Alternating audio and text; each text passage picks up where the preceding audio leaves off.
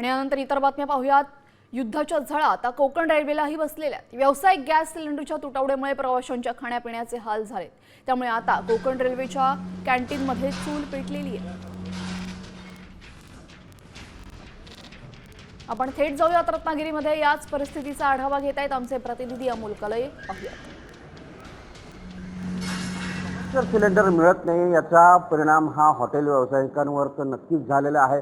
मात्र कोकण रेल्वे मार्गावरती असणारं रत्नागिरी स्थानकातील मुख्य कॅन्टीनवर देखील याचा परिणाम झालेला आहे। इथं गॅस मिळत नसल्या कारणानं आता जेवण बनवणं इथं आता मुश्किल झालेलं आहे। गॅस सिलेंडर देखील मिळत नाही। कशा परिस्थितीत तुम्ही सर्वे करता? आजचा 5वा दिवस आहे की आपल्याकडे गॅस सिलेंडर उपलब्ध नाही आहेत। त्यामुळे 34 खाद्यपदार्थांची लिस्ट असताना सुद्धा आम्हाला 6 ते 7 मेनू आता प्रोव्हाइड करावे लागत आहेत। ते पण प्रोव्हाइड करताना खूप अडचणी येत आहेत। रेल्वेमध्ये जेवण देखील तुम्ही पुरवता, त्याच्यावर कसा परिणाम झाला?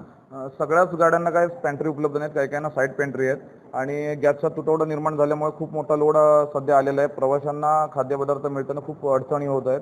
नक्कीच गॅस सिलेंडर मिळत नसल्याने चुलीचा आधार या कॅन्टीन मालकांनी घेतलेला आहे आणि लिमिटेड जे पदार्थ या ठिकाणी त्यांनी ठेवलेले आहेत आणि रेल्वे गाड्यांमध्ये देखील काही प्रमाणात जे आहे ते अन्न जे आहे ते पुरवलं जात आहे। अमोल कले, साम टीव्ही, रत्नागिरी।